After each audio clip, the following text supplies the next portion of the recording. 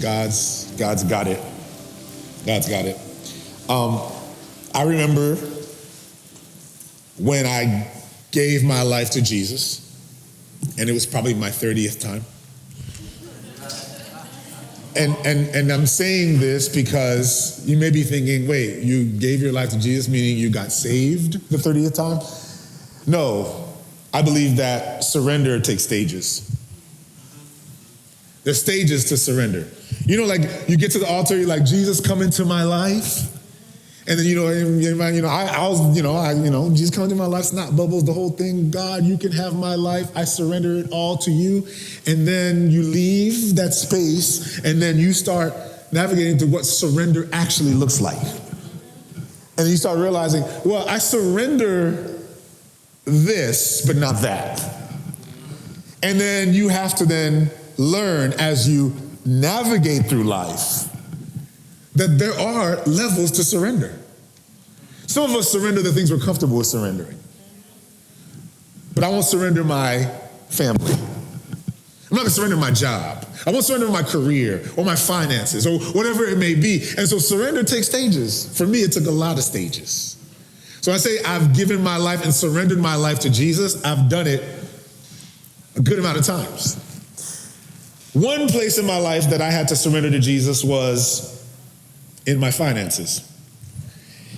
And I didn't truly know what surrender looked like because for those of you who didn't know, before I got into ministry, I was a record producer. And then after becoming a record producer, I kind of stepped away from that, did okay there.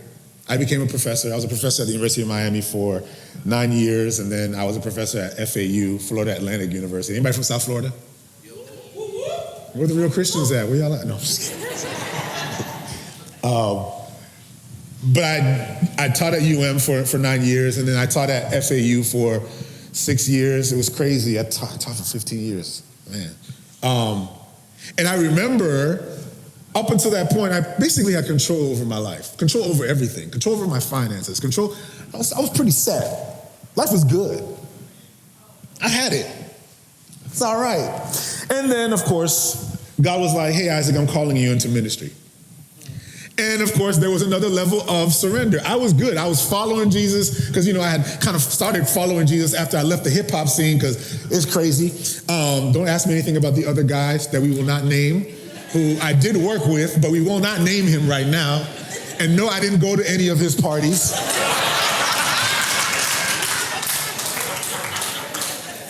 But I almost did. Anyway, But I say all that to say that I surrendered then, right? Left that scene, and then I'm like, I'm doing good now. I'm a professor. And I'm following Jesus. And then I did this crazy thing of saying yes to sharing God's word because God's word had profoundly transformed me and renewed me. And now I'm like this crazy dude who was up in the hood where I used to say this all the time. I pedal my beats like I pedal crack. Now I pedal Jesus like I pedal my beats. I didn't think that was a place to put the applause, but that's cool. That's all right. I'll take it.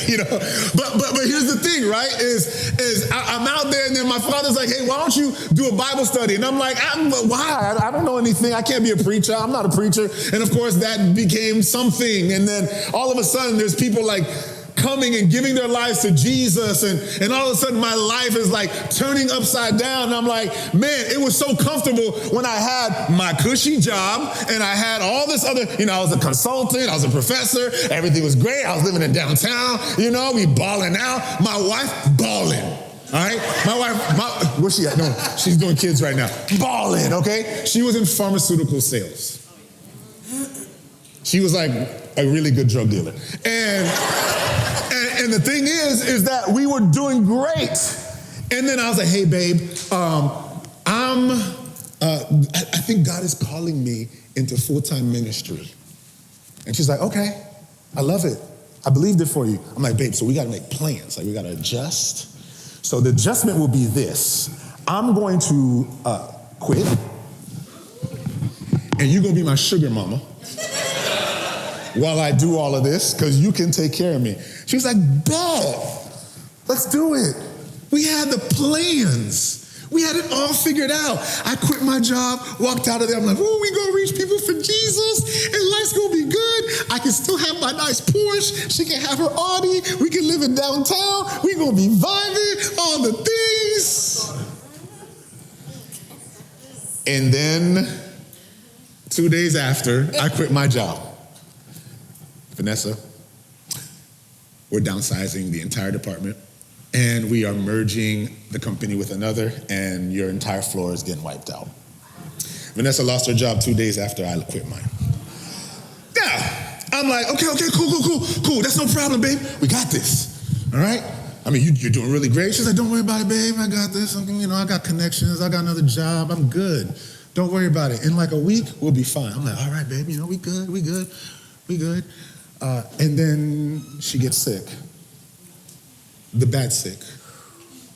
The bad sick for people who don't have jobs. She said, babe, I'm late.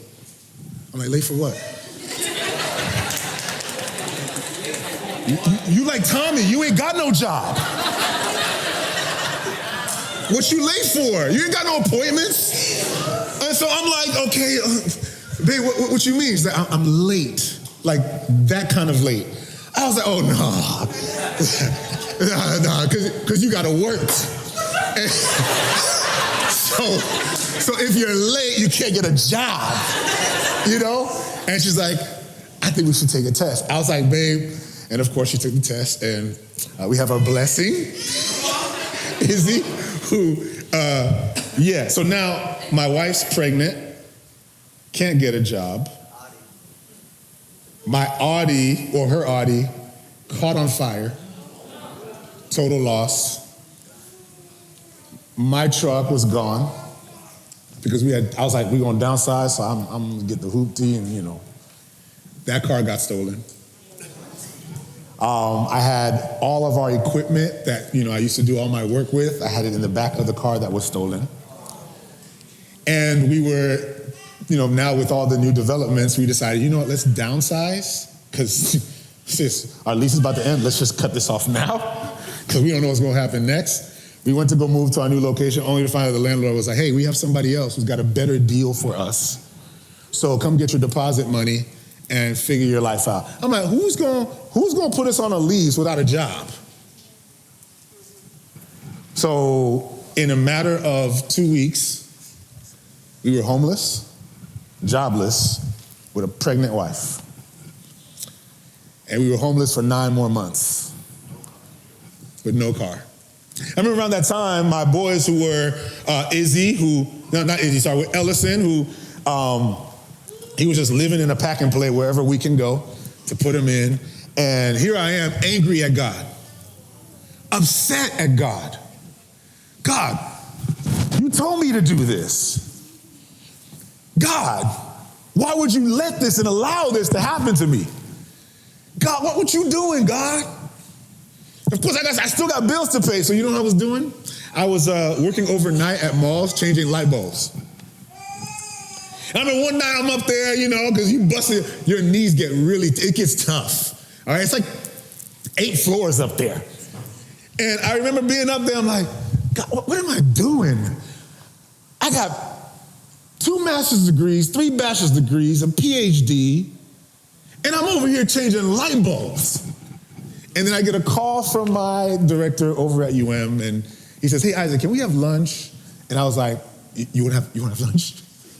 Okay, let's have lunch. I'm driving a borrowed car, who, by the way, is my brother-in-law now.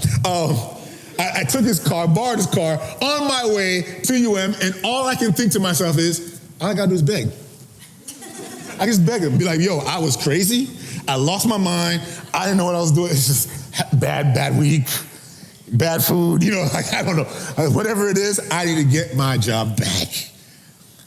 And of course, we sat down that day and he said, hey, Isaac, I think you're going through some stuff. And I said, really? Yeah. He's like, you know what? We think you're in a crisis. I said, yes, I am. So we're going to put you on sabbatical and allow you to figure your life out for the next 7 months.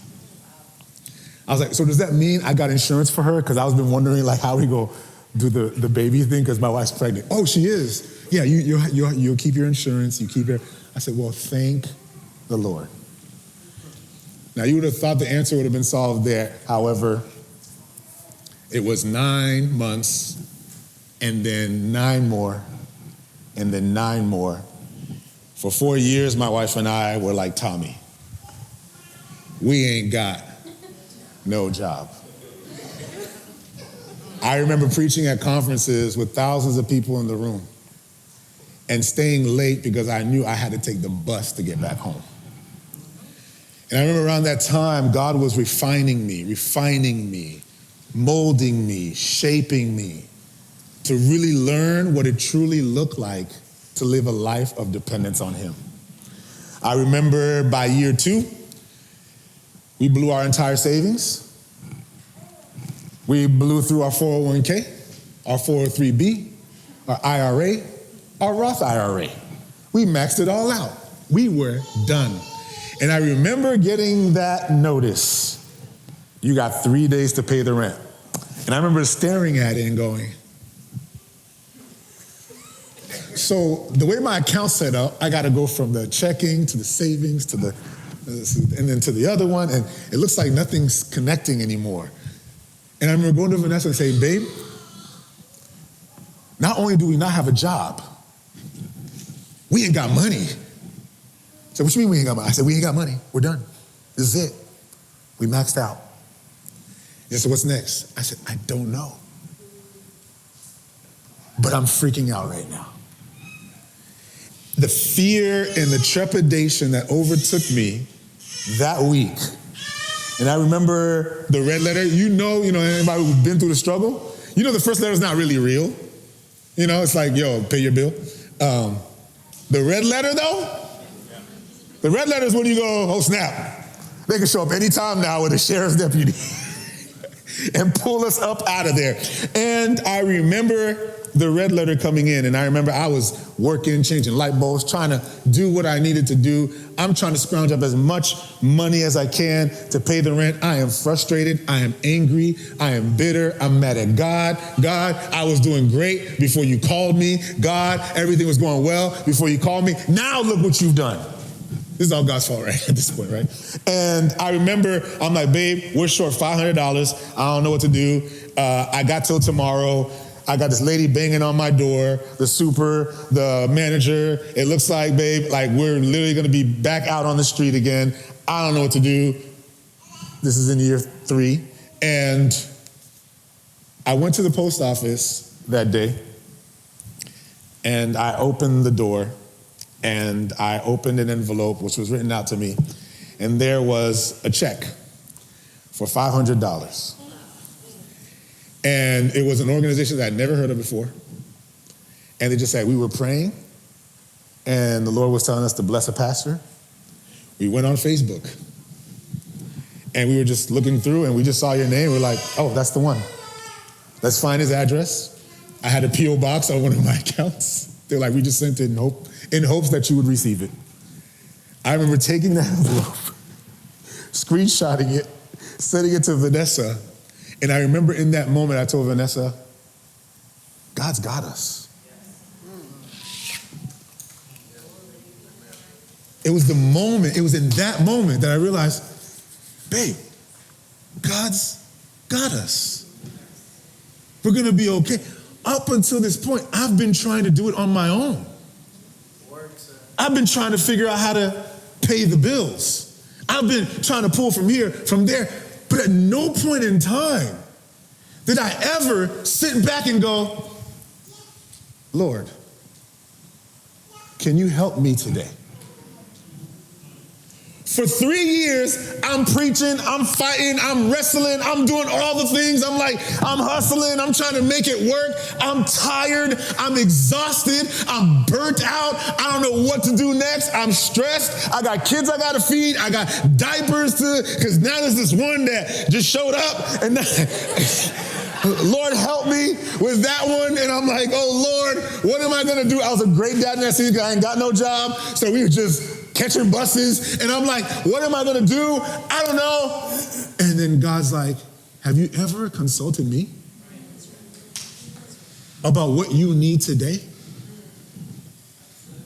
Have you ever actually said, Lord, can you help me? I realized at that point in my life that God was a partner in my life. He wasn't the source of my life. God was the collaborator in my vision for what I wanted to do in my life, but he wasn't the source of my existence. Up until that moment, God said, hey, buddy, you're here because of me. Hey, buddy, you exist. The breath in your lungs, the facility of thought, the life that you lived up to this point. Did you think for a moment that you did that on your own?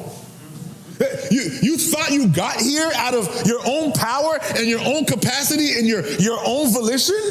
Did you believe that? Or maybe what I needed to do for you in the season was to expose to you that the life that you've lived up to this point was a life that was fueled and sourced by my provision.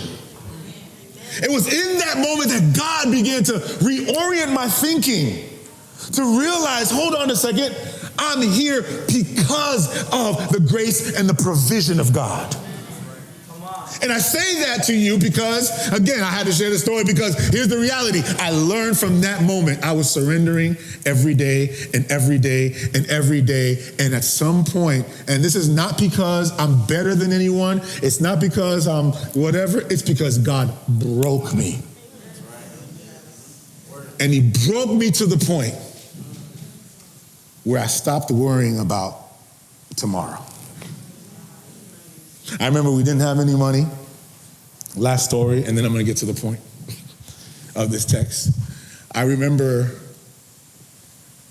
you know, when you're at that level, like you are living a cash life, because you don't want like overdraft and you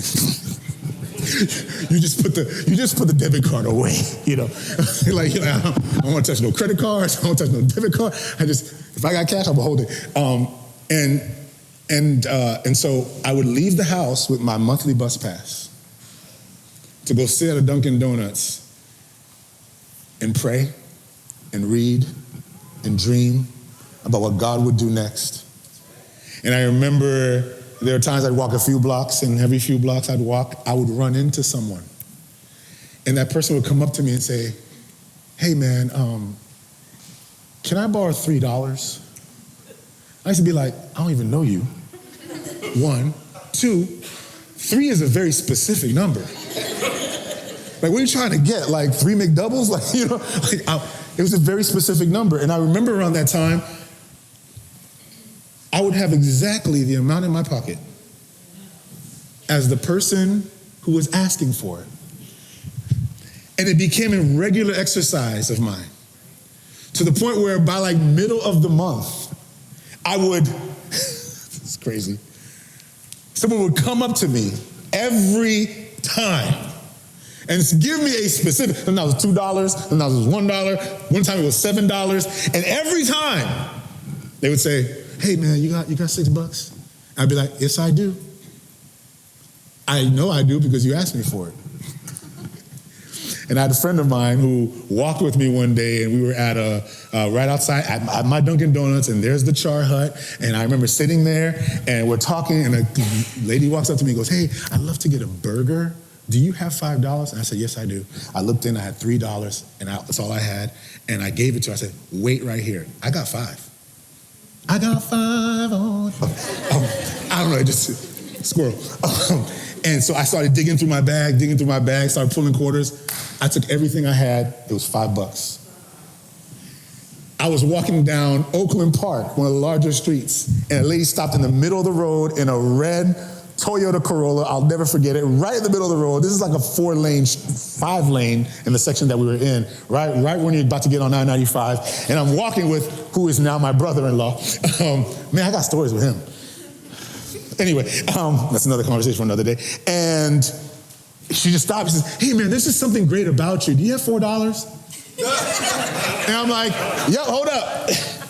And I'm like, yep, there you go. And he's like, looking at me like, what was that? Who does that? I said, oh, it's been happening all week. End of the month. I'm sitting, and mind you, I don't have next month's rent figured out. I don't have next month's rent. I don't have the light bill. I don't have the water bill. I ain't got nothing figured out. And I'm sitting there in the corner of a Panera Bread, my 2 spots, and this man in a suit walks by and says to me, hey man, I'm really having a hard day. I just went for an interview and it didn't work out and I'm just hungry. Do you have $6? I said, I absolutely do. Went into the bag, looked for $6, found 5, dug in, got 1, gave it to him. And in that moment that I gave it to him and he walked away, I just began to weep profusely. Because in that moment, I'm hearing the voice of God. And God is saying to me, fam, when have you been hungry this week? When did you not have this week? This month that you've given everything that you've had, did you lose anything? Your family's healthy. Your life is intact. You still have electricity. Maybe not 2 days from now, but right now. And I began to hear the voice of God that said, look at the birds of the air. Look at the foxes on the ground. Have they ever had need of anything? And if they have no need of anything, how much more do I, who poured out my spirit in you, who have called you my son, how much more do I care about you? Fam, them squirrels ain't hungry. God cares about you more than the squirrels. The animals, all that exist, have received the sustenance that they need from God. How much more will God love you and provide for you? The word is Jehovah Jireh. He is our provider. He is the God who provides all of our needs. Check this out, and I'm done. I know Gabe's scared back there. He's like, hold on. He's not even on point one. Point one. I'll give you the 3 points. All right. Point 1 is this. When we come to God with prayer, what prayer does is it connects us to what matters. It connects us to what matters. Notice the first part of this verse. He opens up and he says in the first part of this verse, he says, this is what you ought to pray. He says, give us this day our daily bread. Give us. That is to give. Give me, Lord, what I need for today. To say or to come to God, to say, give us is an admission that we're making to God that God is the provider who can provide to each and every one of us. He is the provider, the ultimate provider who gives us what we need when we position ourselves and we say, give us. What we're doing is we're humbling ourselves before God to say, God, we're trusting in you for the resource that you have to delegate and administrate that resource in a way that you find most beneficial. To put yourself before God and to say, God, give us means that, God, we're aligning our desires to your will. We're aligning what maybe I want to what you have. When you ask somebody to borrow some money or you ask for something from someone, you have 2 things you do. The first thing you do is you believe they got it because you wouldn't ask for it. 1. And 2, you're hoping that they would make by their deliberation and determine by their deliberation what they'll actually give you. Because at the end of the day, it's up to them to decide. To say, give us our daily bread is to posture yourself to now trust in the one who you're asking for the giving. You're trusting the giver to do the giving. And to do the giving in the way that he best sees fit. This is why I always say this. People who are in need aren't picky. Back in the hood, they used to have this term that says beggars aren't. Look at that! Oh my God! Is that the hood? That's not the hood no more. No, it's part of like Anyway, about that. Beggars Takers aren't choosers. The more you are in need, the more you entrust the one who provides it. Here's the reality. Many of us, the reason why we're still holding on to our version of what God should do is because we haven't yet reached a level of depravity, a level of down and out, where now that I know what the bottom really looks like, I actually know what I need. And for many of us, what we're coming to God with when we come to God is, we're not coming to God with our need, we're coming to God with our want. But the Bible says in Philippians chapter 4, verse 19, it says that God shall supply what? All your need according to his riches and glory. God got it, but God never promised you what you wanted.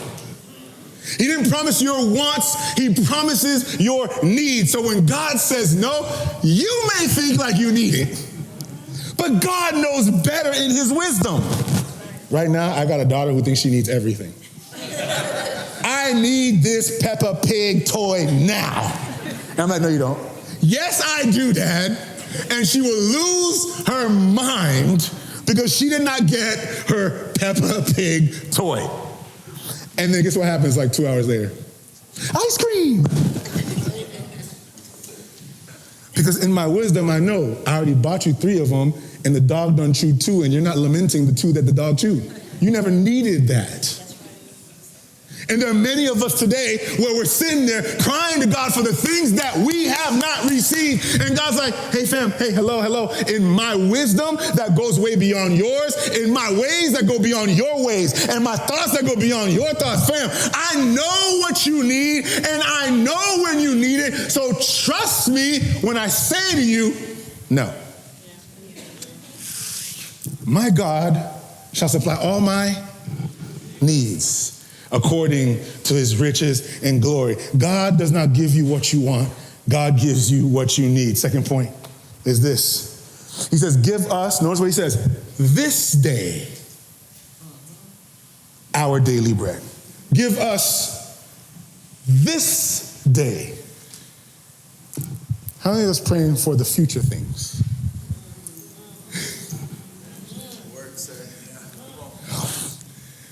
God, give me that thing that's I want down the line. You know, it's the husband that's not here yet. Give me that now. The wife that's not here. Give me that now. Lord, Lord, bless this thing that I'm doing because I've got a picture of the future and I need provision for that, but at the expense of what I need right now. And here's the reality. The reality is for many of us, can I just share a little wisdom? We just chilling today. The reality is for many of us, we're asking for future things and foregoing the present need at the expense of the future thing. And what happens is we end up carrying things that won't get us through the present. Can I speak? We won't be able to survive in the present because we're carrying stuff in the present that we shouldn't be carrying that exhaust us and not allow us now to press into the future things that God has for us.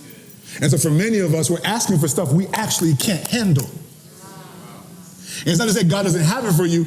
You're asking for tomorrow's stuff and God's like, no, you have today's needs. Tomorrow's wants do not take precedence over today's needs. And for many of us, our mind is there, and God's like, no, orient your heart towards what is here. Let go of tomorrow. It resembles the children of Israel in the wilderness. If you recall the imagery of the daily bread, the quotidian bread, it was the manna that was provided.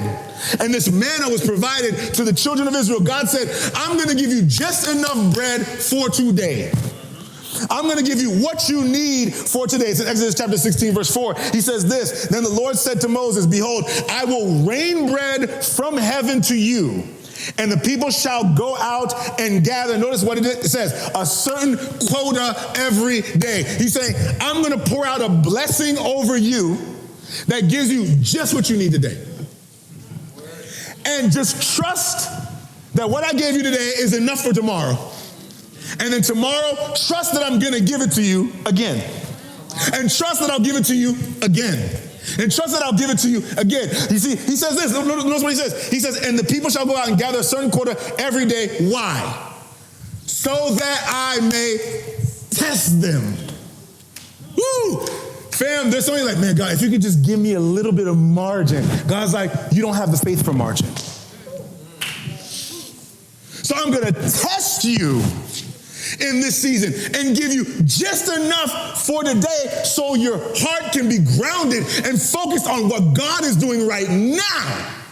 As a matter of fact, think about this. Pragmatically or practically, it makes sense that God only gave them what they needed for today.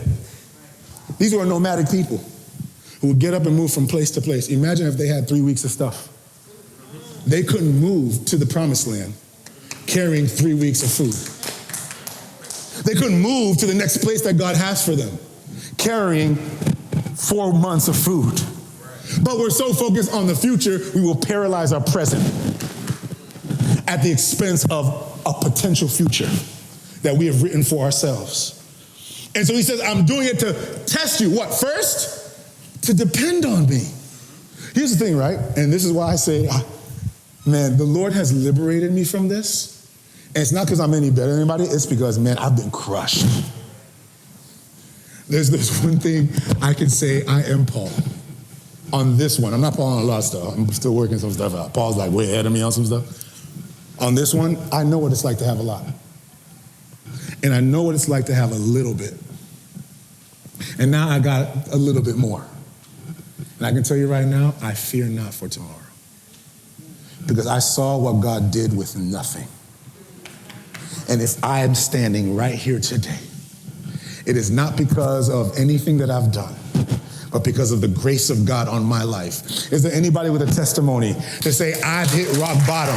I know what it looks like not to have. I know what it looks like to be in lack, but somehow God got me there. I wish I had somebody who would testify to somebody else who's been going through it in the past season, who can tell that person, fam, I know what it's like to struggle. I know what it's like to say I do not have. I know what it's like to be in the red in the bank. I know what it's like to be negative $600 in the bank. But fam, I've been there and I'm still here. Is there anybody with a testimony say, I'm still here? I'm still here. I'm still here. But notice what else it does, and it's the last thing. Prayer. Prayer gives us a spiritual appetite.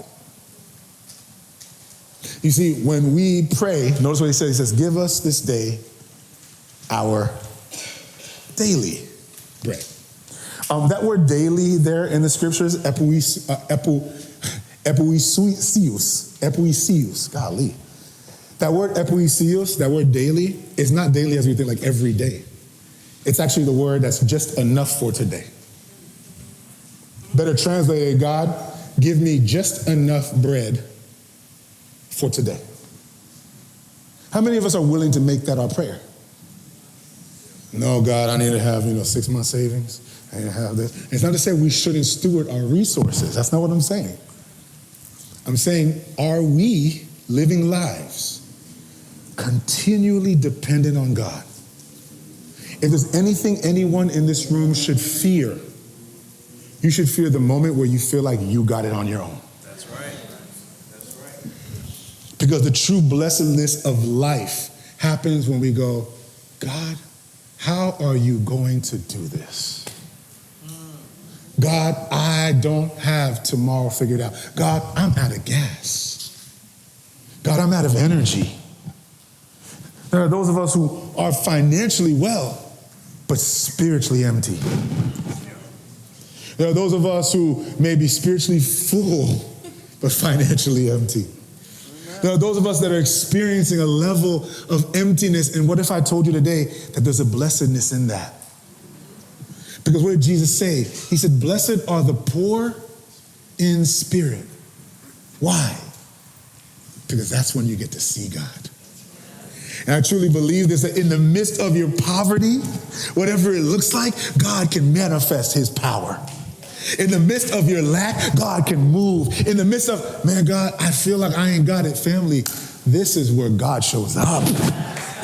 God's actually waiting for you to be in need. And so today, if you're like, man, I don't got it figured out, family, good news. You don't need to come up with your own bread. Here's the good news. Whatever that lack is, be it in family, be it spiritually, be it emotionally, be it financially, whatever lack you have, you can still be filled. And the way that you can be filled is, if you ain't got bread in your pocket, you got bread in the Word.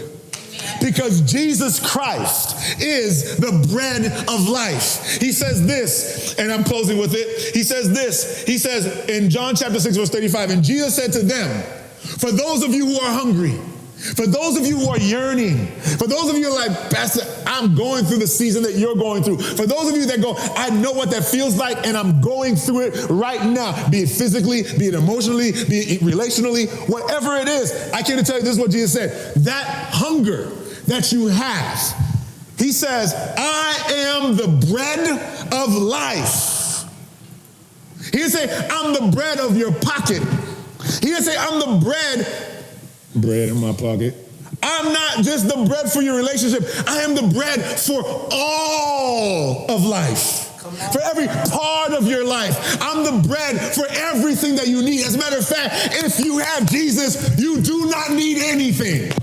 If you have Jesus, you do not lack. If you have Jesus, you have all that you need. And Jesus saying, for all of life, I am the bread. And he says, and he who comes to me shall never hunger. If you have Jesus, you will get to truly experience what it looks like to trust God every day, to be full every day. The money ain't right, but I got Jesus. The situation ain't right, but I got Jesus. Anybody got a but I got Jesus? They say, I know everything is not figured out, but there's a joy that goes way beyond understanding. There's a peace that surpasses anything that I can conceptualize or imagine. And he's saying here, he who believes in me won't hunger or thirst. You don't lose anything with Jesus. Some of y'all are waiting for financial advice. So, Pastor, how'd you get out? Family, I went 2 more years. And I remember a pastor who was like, man, if it was me, I would not have said yes to that. And I said, you're right. If God told me in advance, when you say yes, you're gonna go broke. And when you say yes, you're gonna lose everything. When you say yes, you're gonna have a month where you're gonna have to get gallons of water to, take care of the house. If I knew that, Sam, you think I was gonna say yes? I'd be like, God, you can have that. That's yours. But if you ask me today, I would not have known Jesus the way I know him now if it wasn't for that season of lack. And I can tell you now, I don't fear anything. I'm telling you, it's the one thing, I guess it's the one thing I get bold. So I tell you I'm trash at a lot of things.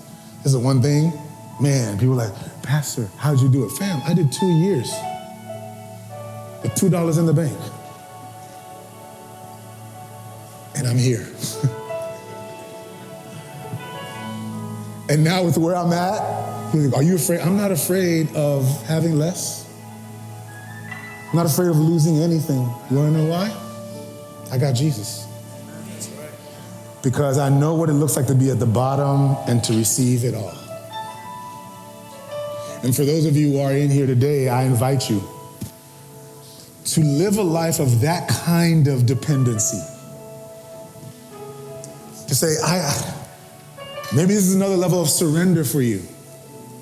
To say, God, and please turn off the control switch.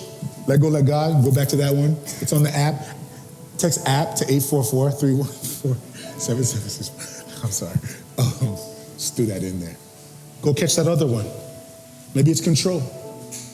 Maybe, whatever it may be. But maybe in this season, God's like, hey, the poverty that you're experiencing will lead you to a deeper and greater blessedness. My prayer is that this would be your prayer. The posture that you would come to God and say, God, I'm trusting you with today. And I have good news for each and every one of you. If you're up today, you got enough for today. You're gonna make it through this day. When you wake up tomorrow, you're gonna have enough for tomorrow. Because his mercies are new every morning.